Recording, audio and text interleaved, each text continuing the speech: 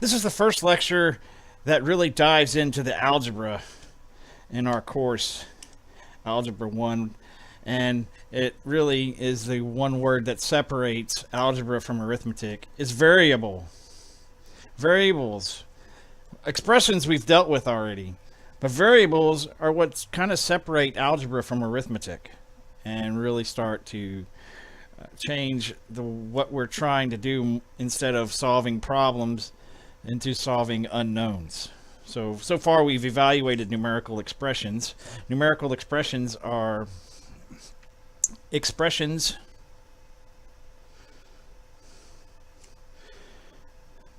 with add, subtract, multiply, divide, and other operations that involve numbers. So the difference between algebra and arithmetic is that they involve variables, and all a variable is a symbol that represents a value that can change.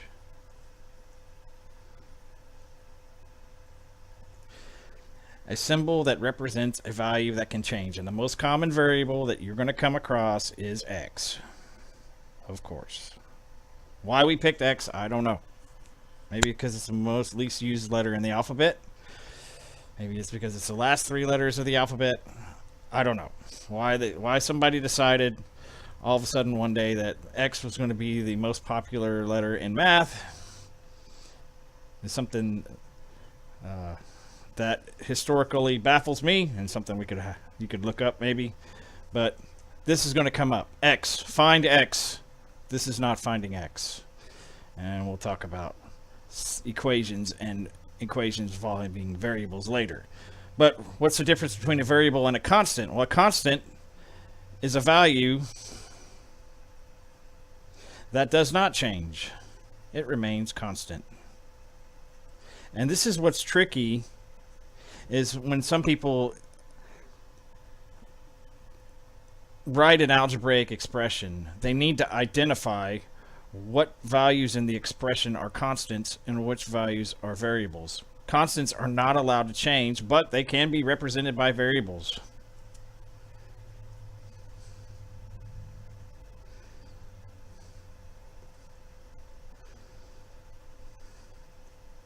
And they will be represented by variables in calculus and higher level algebra. For example, the quadratic equation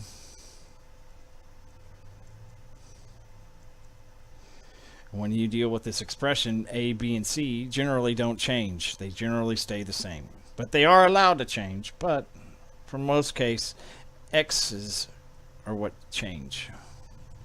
Okay. So what is the difference between a numerical expression and an algebraic expression? Well, an algebraic expression is an expression, a numerical expression with variables.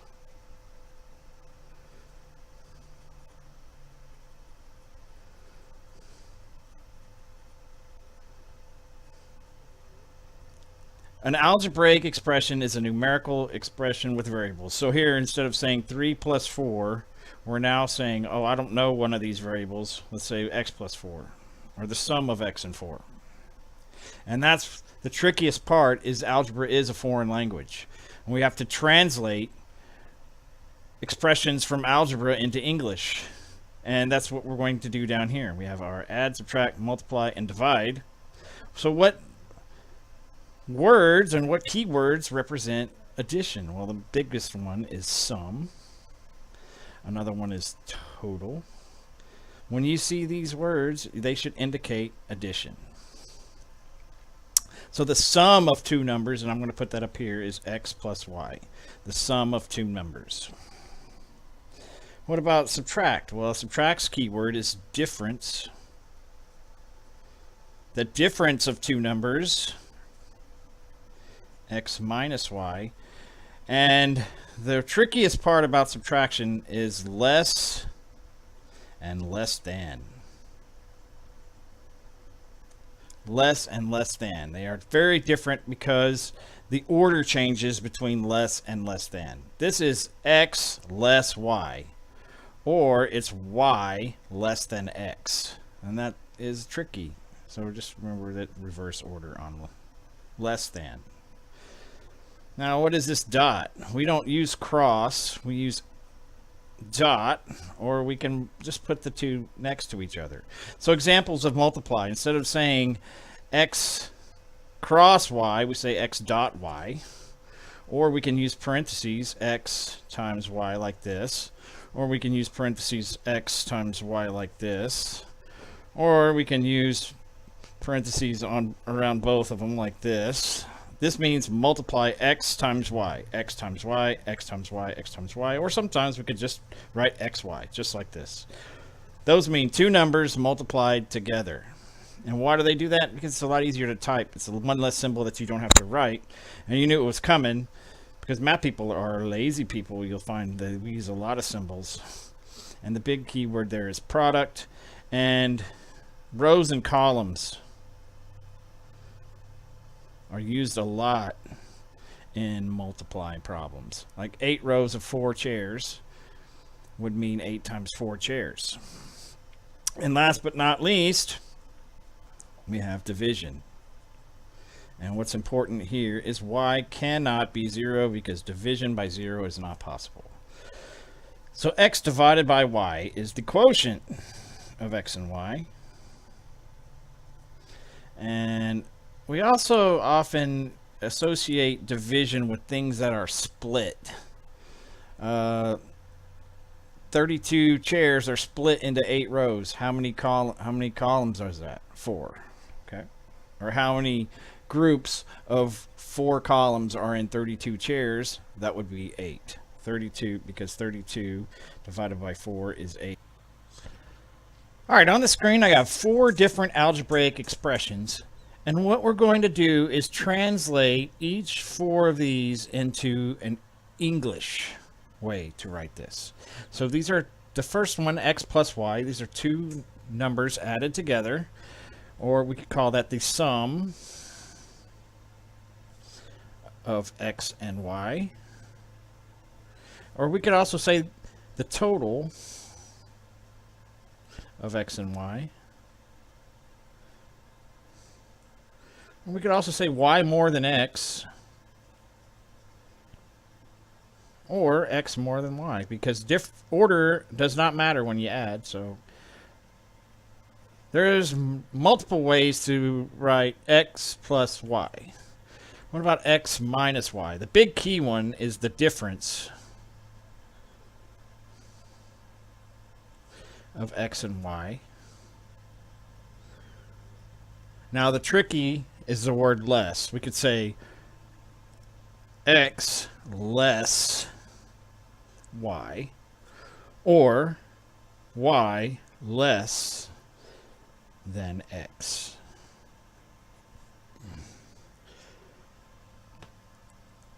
Multiply. If we're going to multiply these two together, let me draw some lines between these two here.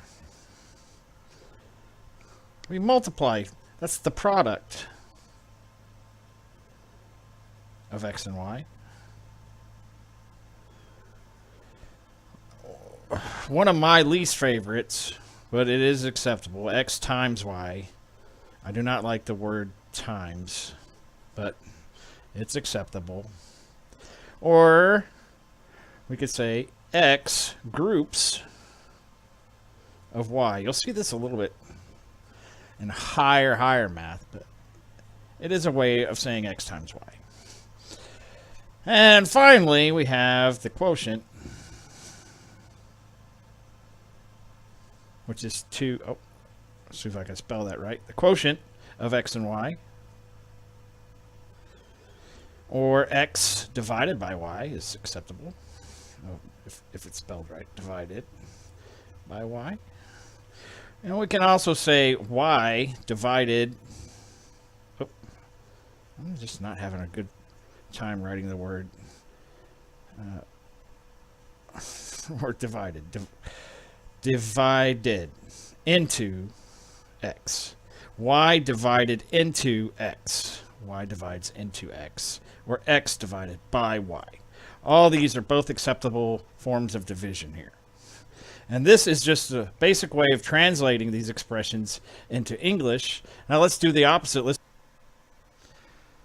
We're more commonly asked to translate phrases from English back into algebra, and these are more commonly done in word problems.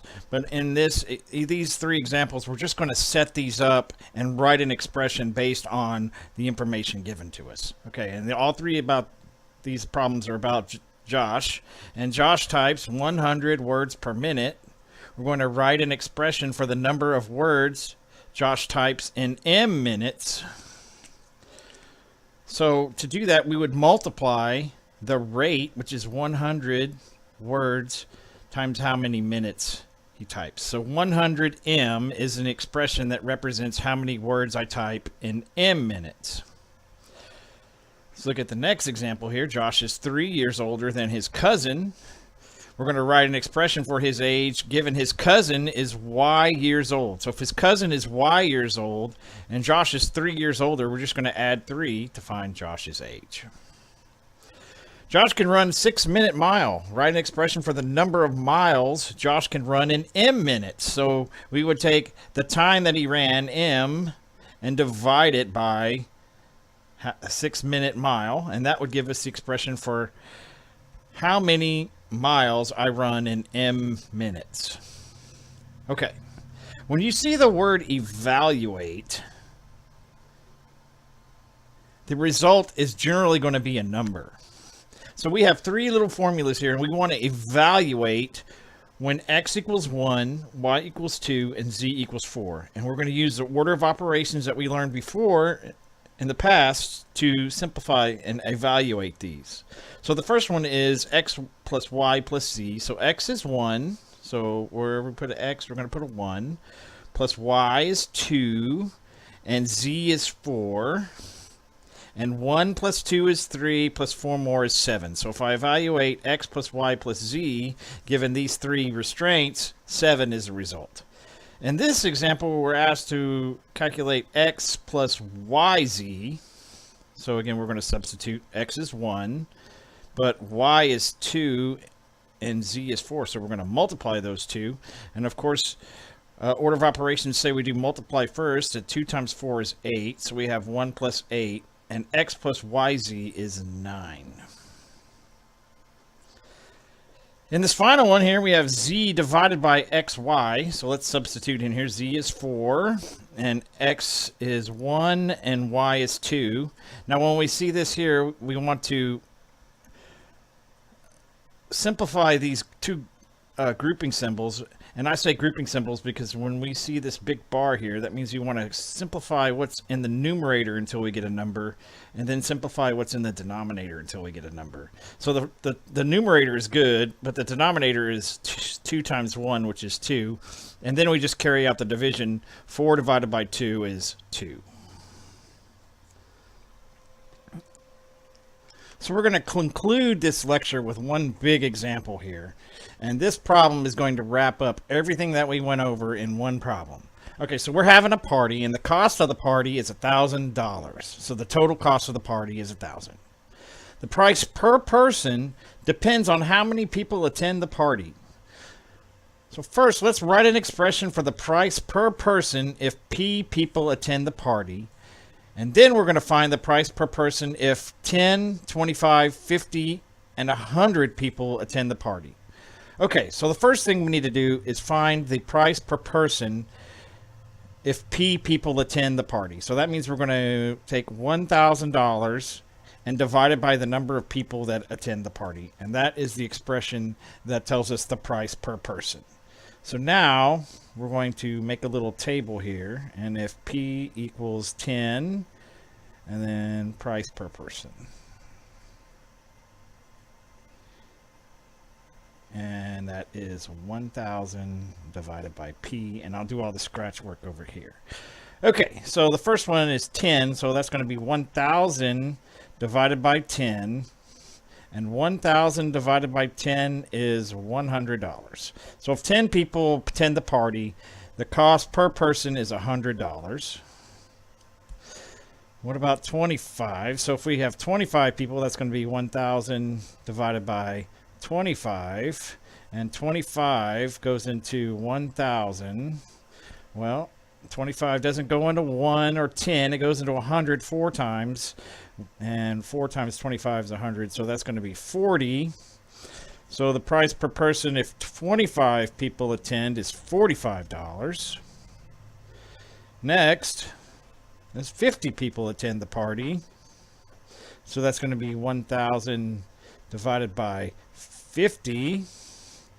And 50 goes into 100 twice, so this is going to be $20. And then what happens if 100 people show up?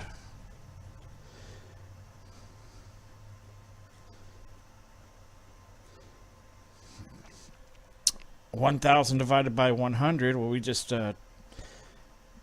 take out the remove 2 decimals from the top, and we're left with $10. So it costs $10 per person if 100 people show up. And you should think about it. If more people show up, the cheaper it should be. And as P increases, the price per person decreases. So that's going to conclude this first lecture. The things to remember is algebraic expression. What is an algebraic expression? It's an expression, a mathematical sentence that contains variables. Variables are expressions that change. Expressions that do not change, or symbols that represent values that do not change, are constants. And when we evaluate an algebraic expression, we generally want to end up with a number. And that's going to conclude the first lecture. The next topic, in the next lecture, we are going to discuss adding and subtracting integers. I look forward to seeing you then. Until then, thank you for watching.